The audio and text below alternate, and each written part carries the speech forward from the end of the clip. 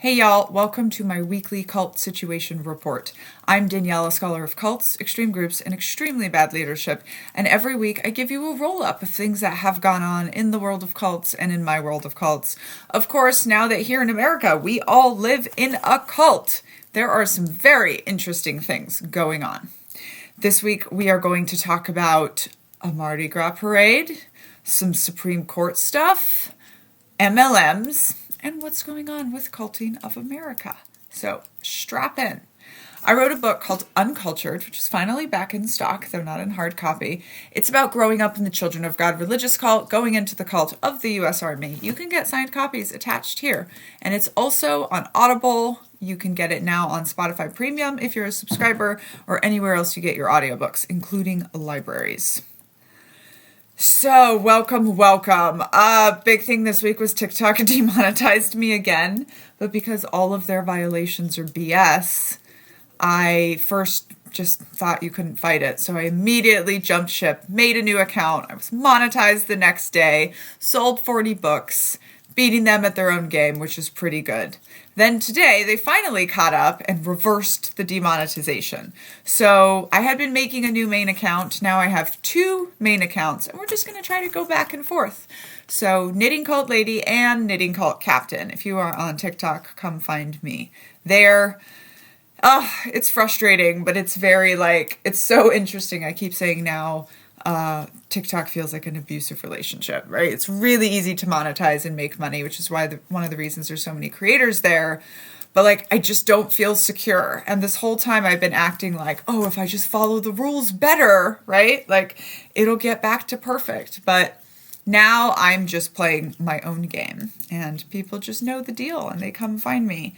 Somebody asked me, why would TikTok keep throwing you off when you make them so much money? And this is where it's important to understand that the cult never cares more about successful operations than they care about control. It's always about control, and we see this very much in our government right now. Okay, so some folks recognized that I was wearing Mardi Gras beads in last weekend's video. This is true. They were sent to me by my talent manager in New Orleans, who also shared some interesting information about what happened on the Monday night parades. I'm not an expert on Mardi Gras, so I'll read you Lizzie's brief description. On Monday night, a parade called Orpheus rolled down the main parade route. The Orpheus parade, like many Mardi Gras parades, included gorgeous floats with riders who throw toys and beads and little collectibles to everyone lining the 5-ish mile parade route. Between the floats, there are usually marching bands and dance crews. The members of these marchers range in age from elementary school kids to adults. Sometimes you'll see cars interspersed with the floats and bands of dancers. They're usually unremarkable. They have first aid supplies, water, snacks, and are sometimes used to transport a kid who needs a break or an adult with a sprained ankle, or things like that, to the end of the route. Sometimes some of them carry parade marshals who help with parade logistics and safety during parade day. This year, for some reason, some person thought it would make sense to have several Cybertrucks feature in the parade. They were not associated with the bands or dance teams and had no discernible purpose. Some of them were wrapped to look festive with bright colors or outer space themes. Cults always promise space travel. They were also flying American flags. Apparently, the Cybertrucks were met with boos and hostility from the start of the parade. There were about 6 of them that participated, and as the crowd figured this out, they readied themselves for the next Cybertruck appearance with beads to throw at the windows to demonstrate their dislike of the symbol of Elon Musk, especially in tandem with the American flags participating in this parade. The Orpheus parade is generally viewed as an inclusive parade that is welcoming to all. This is a big deal since Mardi Gras has a racist and very complicated history. The celebrity guest for this parade was drag queen Bianca Del Rio, so people were shocked and confused by the presence of the Cybertrucks, which many folks look at as being synonymous with Maga and Elon Musk. They just look fascist. Eventually, the hostility toward the Cybertrucks escalated to the point where many of them were evacuated out of the parade route out of safety concerns for the drivers. Some of the cars suffered damage, broken windows, dents, etc. It was wild. Lizzie also adds, "It was a difficult moment for me. The booing of the crowd made me hopeful that people will push back against authoritarianism and not make it easy for people who align themselves with Musk and his misdeeds to feel comfortable bragging about it. Watching people throw beads at the cars was a little funny too.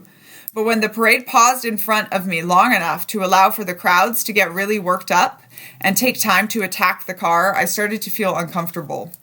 There is a really fine line between when an act of protest becomes an angry mob. I don't like or agree with what those Cybertrucks stand for, and I'm not overly concerned about the damage to the trucks themselves. Trucks can be fixed.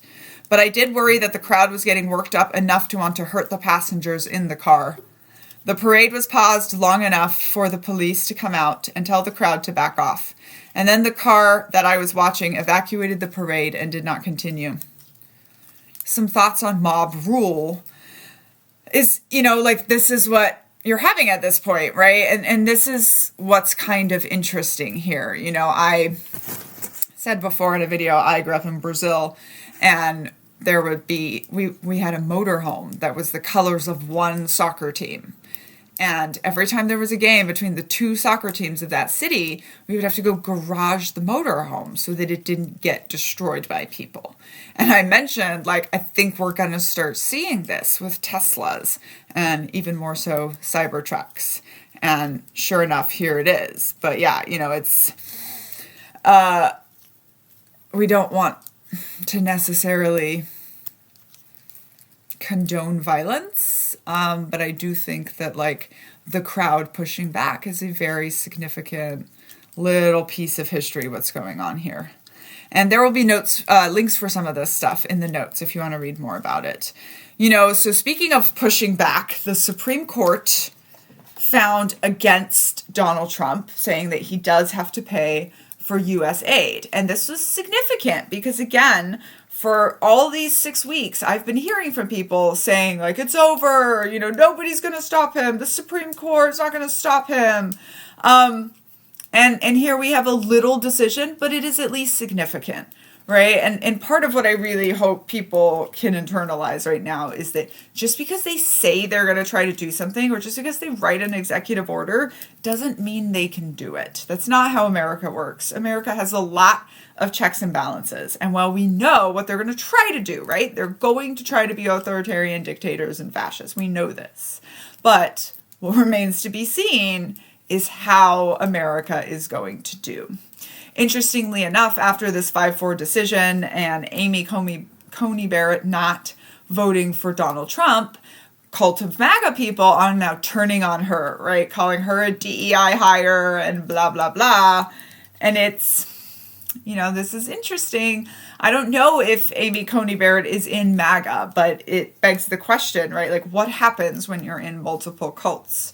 And what happens is that one cult is going to win over. So Mormons, for example, in the military caved and issued Mormons special military, tan t-shirt, Jesus jammies, holy underwear. Because for Mormons, their Mormon cult is more important than the military. So when you have two cults like this and one of them conflicts, you're going to end up having to pick one. I think Amy Coney Barrett is in the cult of People of Praise, where women, by the way, are called handmaidens. And it's like a Catholic evangelical new thing. But she's much more loyal to that cult than she is to President Trump. I also think it's interesting. Someone asked me if I think that maybe the other women justices are influencing her. And I think that's possible. It is known that when justices are from other parts of the country and then they come to DC, their attitudes will tend to change a little bit. And so she's coming from Illinois, I believe, and she's coming here. There's also some interesting research in organizational psychology which tells us that you need to have 3 women on a board to have the benefit of a woman's voice. Because if you only have one woman, they have to toe the line, right? And this kind of goes for any minority, right? If there's only one at the table, they have to be better, be faster, be stronger than the status quo. They have to be perfect. We see this in my book, Uncultured, where I'm one of the first women on Deliberate Ground Combat Team, and I have to be perfect, better than every single one of the men. You can get signed copies of that attached here. And y'all, Cult of Maga is really losing the plot here. You have a Republican congressman actually having to stand up and say, we are not in a cult, right? We're starting to see protests in places we wouldn't expect it. By the way, I will be at the protest on March 14th here in DC, marching with the Sons of Liberty, and I am loving it. Come join us. State of the Union was super, super culty, and that's really all I have to say about that. Yikesy. They're going along with their get rid of DEI thing, and it's starting to become absolutely ridiculous. So the Pentagon has been told to get rid of any photos of the first aircraft to drop an atomic weapon because it was called the Enola Gay, and we don't like the word gay anymore. And I think this just shows how infantile and also useless their campaign to try to yank us back to 1912 is, because the Pentagon is not the only one that has photos of that, right? Like, acting like the Pentagon getting rid of it erases it from American history, from all the books that it's in, and from existence is really, really just as silly as them thinking that they are going to win here. And as your friendly neighborhood intelligence officer analyzing the threat, nobody's this scared when they're winning. I do think overall that they are going too fast. David Berg of Children of God did not tell people it was okay to start raping the children in 1969, a year after he recruited them into his cult. He did it in 1979, right? This is very significant. When you are boiling the frogs, you need to turn up the heat slowly. Otherwise, all of the frogs are going to jump out, and you're going to have 340 million frogs jumping around your kitchen, and you're not going to get anything done, even if you have billions of dollars. So I think it's significant. We're starting to see pushback. We're starting to see, of course, these repercussions for Elon Musk. I think the crack and the brainwashing for a lot of his people is already starting. As you know, they're getting treated the way they voted for other people to be treated. And that was not, how it was supposed to be. But the thing is, the promise of a cult is always a lie. So the second he got into power, people are going to start waking up because they're going to start seeing the cult for a lie that it is. I think that's really, really good. All right. This week we talked quite a bit about MLMs because I'm working on the 9th of 11 chapters of Culting of America and working on my first editing pass, right? And this one is about high entrance costs and high exit costs. And I haven't seen that many other cult scholars talking about entrance costs specifically. This is something I added to my list of cults because we talk so much about exit costs, which are not just money, and not enough about what we pay to get in the first place, which is another exit cost. I always say it takes 6 months to onboard into both the Children of God and the U.S. Army. And in those 6 months, you have no idea what you signed up for. But once you have completed the 6 months of grueling admission into membership and being fully onboarded into this new organization, are you really going to quit just because you don't like one of the newest regulations or revelations? No. So I use MLMs as the example, of course, of something where you have to pay entrance costs to get in. And there are a lot of exit costs when you leave. I also got to throw in a little tidbit about the Jehovah's Witnesses losing their tax-exempt status in Norway because of their shunning practices, which is one of the biggest exit costs that we see. So I get to talk about all kinds of organizations who shun people, because it's certainly not just cults, but it is very, very culty. Talked a little bit about Tudor England this week because, of course, I'm now doing a Knitting Tudor Lady series where we talk about one of the greatest tyrants in history and compare him to Donald Trump. It's lots of fun. This week we did a little video, me and Knitting Cult Baby doing the Ex-Wives song for the opening of Six, the musical. You can find that in shorts. Go check it out. Or not shorts. Yeah, you can find that here on YouTube or Patreon, I think. Or you can come find me on TikTok and see it there. It's on my Knitting Cult Lady account. And we have a fundraiser going on for Culting of America. That is linked in the bio. I am super excited about it. We've already raised $3,000, and so that is going to cover the audiobook. Yes, you asked for it. It will be there. Thank you so much. If you are interested in contributing, the link's in the descriptions. Also started my new project book this week. It's a book called Hey White Women. Oh, that's my podcast with White Woman Whisper. It's a book called White Women Get Ready: How Healing Post-Traumatic Mistress Syndrome Leads to Anti-Racist Change. And so I am reading this for my own work of deconstructing white supremacy. And because she is with the same publisher, the same minority woman veteran-owned indie publisher as I'm doing Culting of America with, we were able to get her product, her book, loaded into my social media so that we can sell it. I think I've already sold like almost 70 copies of it or something. Very exciting. Something I'm going to be working on for the next probably 3 months because it's quite long. A little bit every day in my Devotions with Daniela series. Because, we can learn things from cult tactics, like the things we read in the morning are good for feeding our brains with. If you're interested in reading along with me, we will also make sure that link is in the bio, or you can come find me on either of my TikTok accounts and get it straight from me there. And now for some nitpicking. Oh, but before I forget, on Cults and the Culting of America, one of my podcasts, I'm now doing an Ask Me Anything at the end of each episode where we'll be answering questions directly. Those questions come from the Patreon, the paid members. So if you are interested in joining us over there, please do. Also, my video book, Un-American, which I've been reading a lot of snippets out of on social media, is there. Un-American is the second memoir that I wrote after finding out some life-changing information at the end of Uncultured. And I realized I had to write a second story about cults in the military, but this time, instead of looking out at groups around me, I needed to look at inward and look at power and privilege and whiteness and otherness and what it means to be an American. I'm really hoping to publish that one after Culting of America. The hope is we get Culting America done very soon so that it can hopefully come out by the end of the year.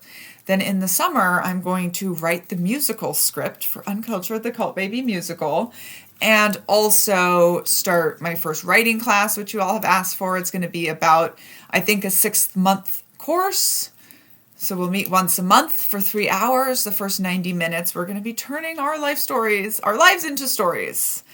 And in the last 90 minutes, we're going to be doing arts and crafts and talking about marketing and how we can sell our stuff. Because I'm the rare breed of artist that enjoys making art, but also really, really enjoys marketing and selling them. And I'm pretty good at it. By the way, if you're interested, you can get a signed copy of Uncultured here. Nitpicking, first of all, we have a knitting Cult Ladies Culty Knitting Patterns book that you all asked for. There's 6 patterns in here, knitting and crochet, plus a bonus pattern, which is a wig. This book does not teach you how to do it. It's just a lot of fun stuff about how I came up with some of my different things that I have made. This month, I have been working on a couple things this week, a couple things that I gave away. But here's a scarf again that I'm making for one of the bartenders at our local watering hole here. So I took a large scarf. It's actually folded 4 times, so it's 4 thick. And then some really fun, puffy, fuzzy sleeves. This was very cool. Here is a scarf that somebody sent me that I'm going to turn into a scarf again for them. So, if you have one that you love, you can do that. These ones are really cool because these big square ones, I just fold them in on themselves, crochet it together here at the top, and then cut holes in the side and put arms. I think I'm going to do some orange sleeves with like a bell pattern. We did some fuzzy headbands. Look how cute. call them thought-stopping cliche headbands. And there's even some earrings to go along with. I probably made like 15 last weekend, and then we gave a bunch of them out at Knitting Cult Baby's Synchronized Skating, where she got second place. Here's another one. These earrings have 2 types of red. And then we also had some cat headbands. So we made fuzzy cat ears, but also could be a bow. Soup's cute. Plus earrings to match. I'm going to start putting all these different Knitting Cult Lady shop things in my Etsy and start using that more. If you see something you like, you will be free to buy it. I also have some stuff in my TikTok shop. And, also made these earrings. Super fun. I had a pair of earrings like this from Claire's in rainbow. And then one day at a thrift store, I saw a sheet of this stuff for like $7. So I bought it. It's just been sitting around for 2 years. And finally, I just made, all you do is cut it up, put them on earrings. And they're so pretty. Everybody loves them. I ended up giving away like 15 pairs, I think, at our little bar, and it was fun. I was just like, you get an earring and you get an earring, and just handing out joy. Anyway, if you're interested in the Knitting Cult Patterns book, we have a PDF that you can purchase it as. Linked here. It's just a download. Lots of fun. One day I'll put like all 50 things together that I invented, and it will be a fun pattern book. I almost forgot this thing that I made where I take pants and I cut the legs off and I put fuzzy leg warmers on them. But it doesn't stop there, because then I take the pant legs and use them as sleeves in this scarf again. So this is like a scarf. We call this one a slouchigan. And all these patterns are in the pattern book. I wear that together, and it's super cute. And I already have a commissioned outfit to make for somebody. That is my show for you all today. Thank you so much for hanging out. Please like and subscribe, and we'll be back next week. Read Uncultured.